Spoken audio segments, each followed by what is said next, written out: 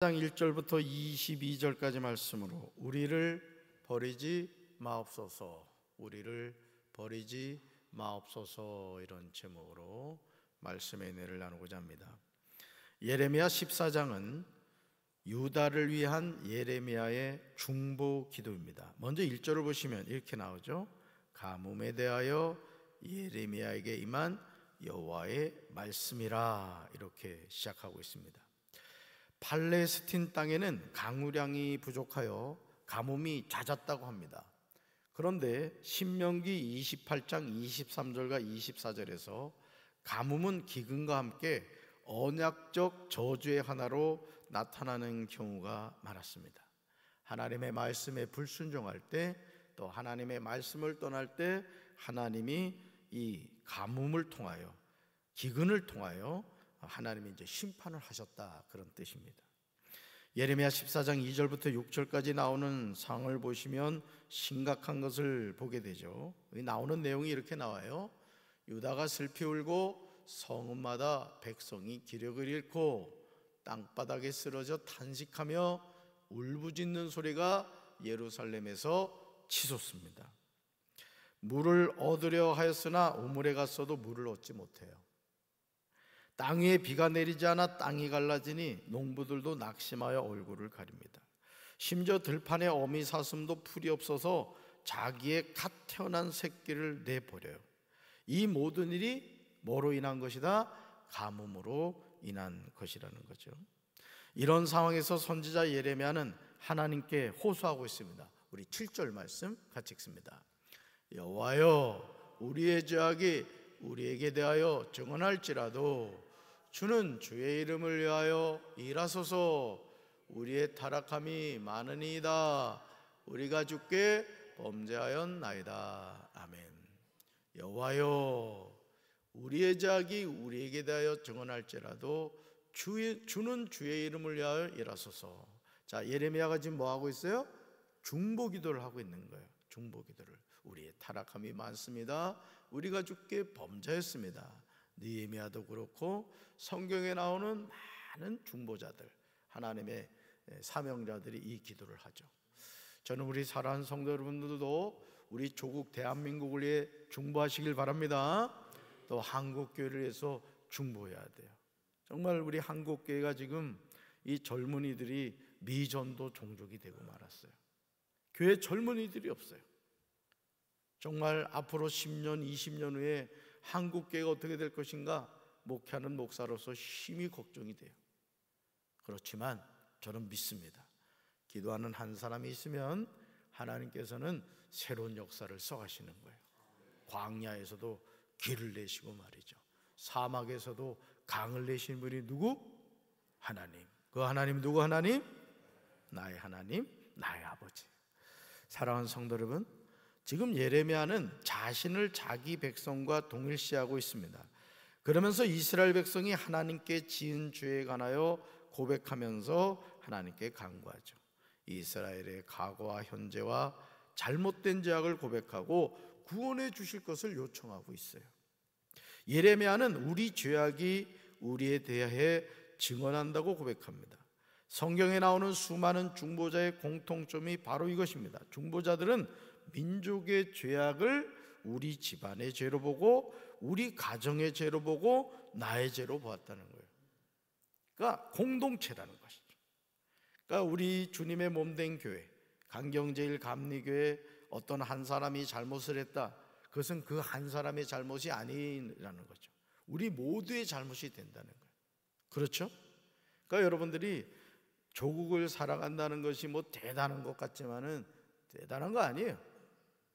길을 가면서 가래침을 뱉는다거나, 또 이 담배 피는 사람이 말이죠, 자동차 타고 가면서 자기 자동차 안에 담배꽁초 놓으면은 지저분하다고 그 밖으로 휙 버려가지고 산불 나고 그런단 말이에요. 그러니까 작은 것 하나가 조국을 사랑하는 거고, 교회를 사랑하는 거고, 하나님을 사랑하는 거란 말이에요. 아멘이십니까? 네. 지금 예레미야 14장 1절부터 6절에 나오는 가뭄에 대한 이유를 우리의 죄로 보고 있는 거예요. 읽어볼까요? 죄는 고백해야 사함을 받습니다. 죄는 뭐야? 고백해야 사함받는다. 그런 다음에 우리는 주님의 이름을 구해야 돼요. 예레미야는 이렇게 고백하고 있죠. 같이 읽습니다. 주님의 이름을 위해서라도 무엇인가 해 주십시오. 우리의 타락이 크고 우리가 주께 죄를 지었습니다. 아멘. 우리를 보지 마시고 주님의 이름을 위해서라도 무엇인가를 해달라는 거예요. 이게 중보자의 마음입니다. 중보자의 마음. 여러분, 우리가 기도하면은 항상 끝에 뭐라고 끝에 넣죠? 이 모든 말씀 나사렛 예수 그리스도의 이름으로 기도하였습니다. 내 이름으로 기도하는 게 아니란 말이에요. 그러니까 여러분들이 어떤 기도를 할 때 믿음으로 기도하셔야 돼요. 어떤 분들은 너무 겸손해가지고 자기 수준에서만 기도하려고 그래요. 1 더하기 1은 2가 되게 하시고, 하나님께서 이렇게 구할 때 자기 수준으로 기도하려고 그래요. 그런데 우리는 누구 이름으로 기도하는 거예요? 예수의 이름으로. 그럼 코딱지만하게 기도해야 돼요? 크게 기도해야 돼요? 코딱지는 파먹기라도 하지. 크게 기도하란 말이에요. 크게. 믿음으로 기도하는 게 기도는. 아멘이십니까?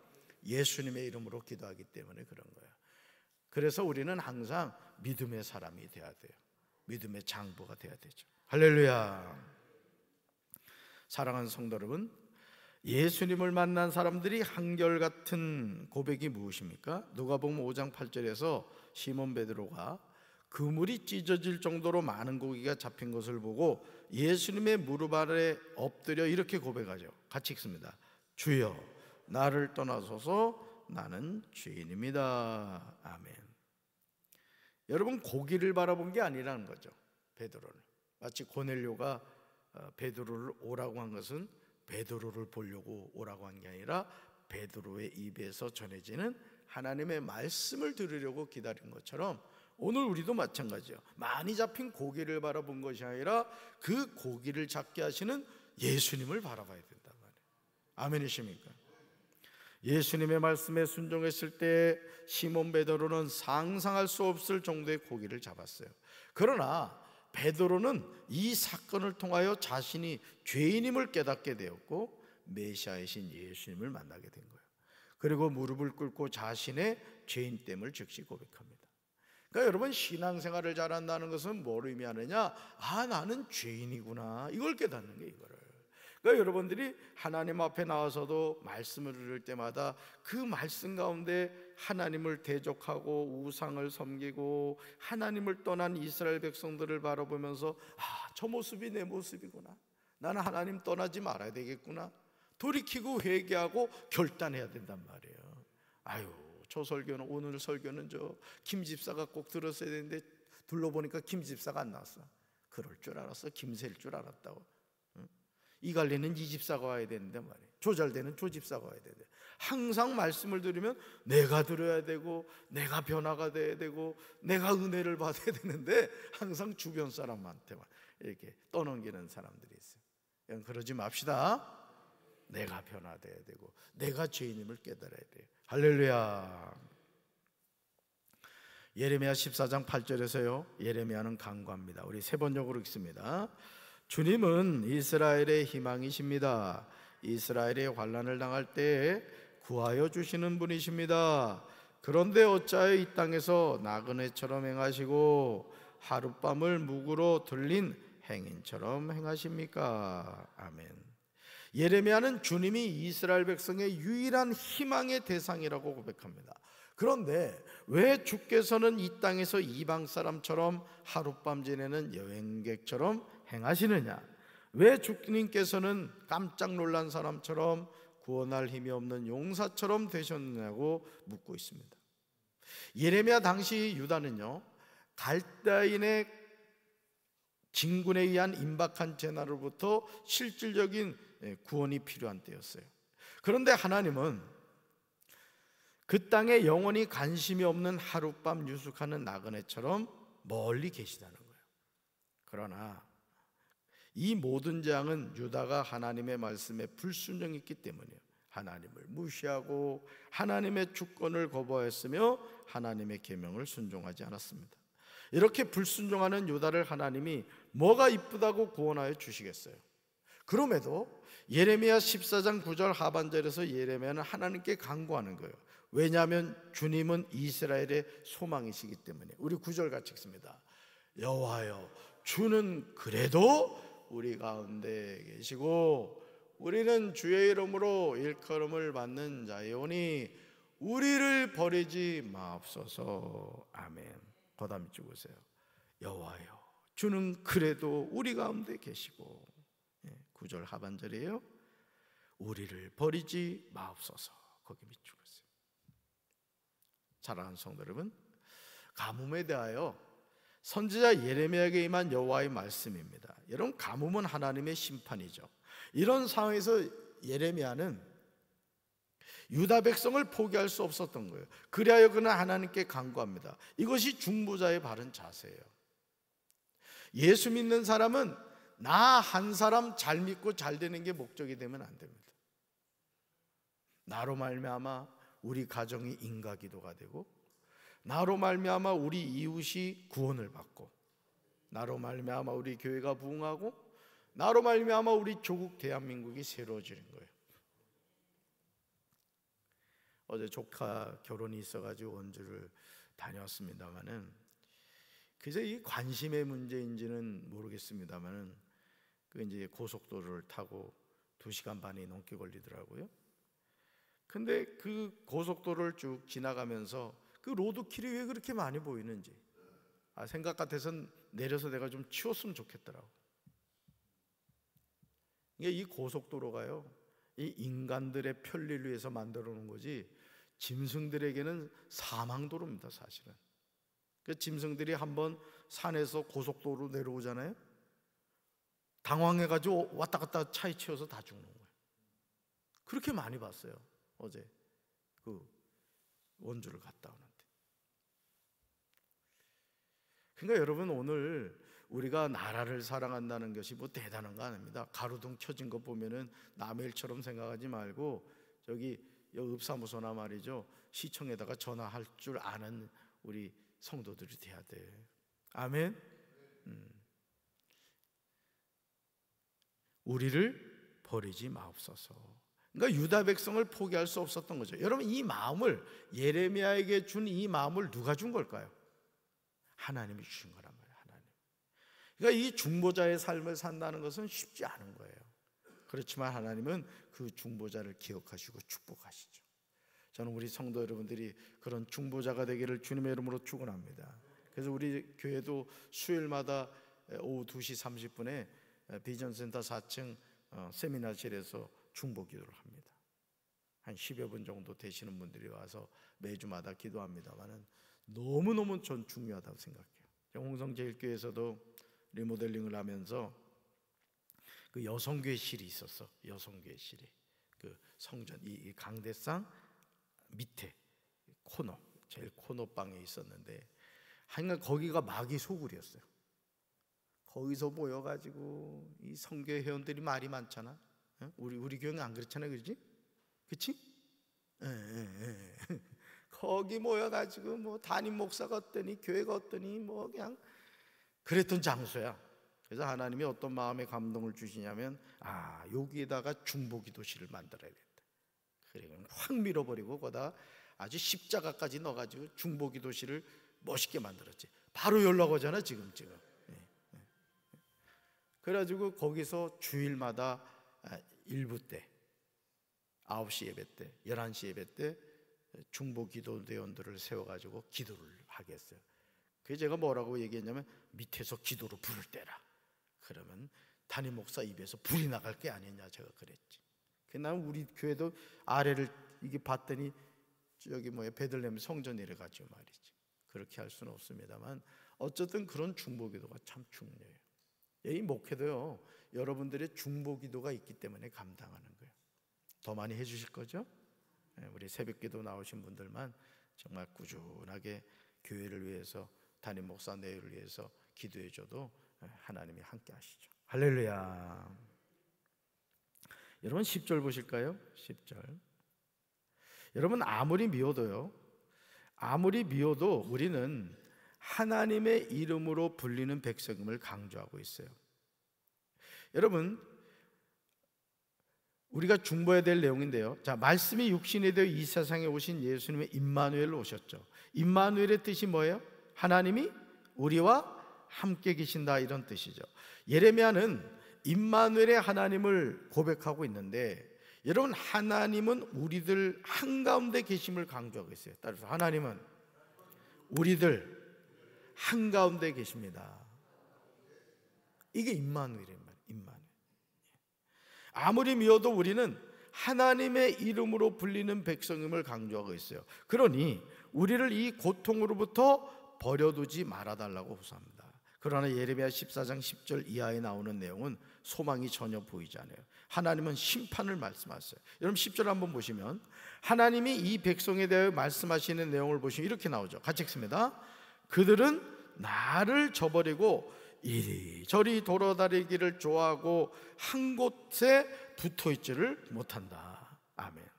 그러므로 나 여호와는 그들을 받아들이지 않겠다고 하시며 이제 그들이 저지른 악한 짓을 기억하고 그들의 죄를 벌하겠다고 하세요. 얼마나 안타깝고 무서운 말씀이에요. 심지어 11절에서 하나님은요, 예레미야가 이렇게 말씀하세요. 11절 같이 읽습니다. 너는 이 백성을 위하여 복을 구하지 말라. 그들이 금식하여도 나는 그들의 호소를 들어주지 않겠다. 또 그들이 번제물과 곡식제물을 바쳐도 나는 그것을 받지 않겠다. 나는 오히려 칼과 기근과 연병으로 그들을 전멸시켜 버리겠다. 아멘. 하나님이 얼마나 화가 나셨는지 선지자 예레미야에게 너는 이 백성을 위하여 복을 구하지 말라는 거예요. 또 그들이 금식하여도 나는 그들의 호소를 들어주지 않겠다는 거예요. 그러니까 오늘 우리가 하나님 앞에 나왔을 때 항상 우리의 마음 중심이 하나님께로 향해야 되는 거예요. 아멘. 형식적으로 예배드리고 말이죠. 여러분이 하나님께 어떤 예물을 드리는 것도 이게 무슨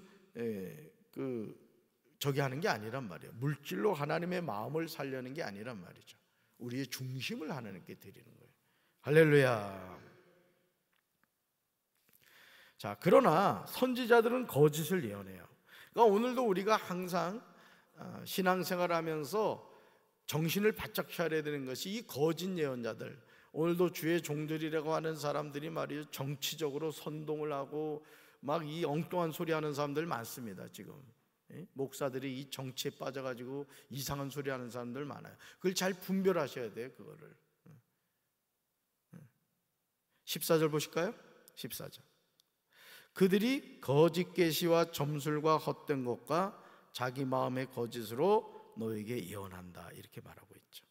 그러므로 우리가 주께 죄를 인정하고 회개하여야 되는 거예요. 그러니까 여러분, 오늘 여러분 14절 한번 보세요. 14절 우리 성경 읽습니다. 14절 여호와께서 내게 이르시되 선지자들이 내 이름으로 거짓 예언을 하도다.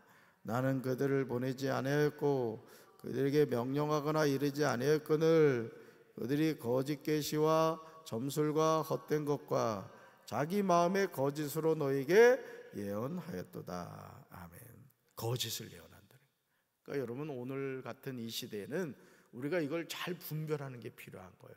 그러니까 이 사이비 이단들이 여러분 이 TV에 나오는 것들 보면 이해가 되지 않죠? 근데 그런 교주에 빠져가지고 아주 패가망신하는 경우가 많죠. 신천지 하나님의 교회 하여간 수많은 이단들이 그래요.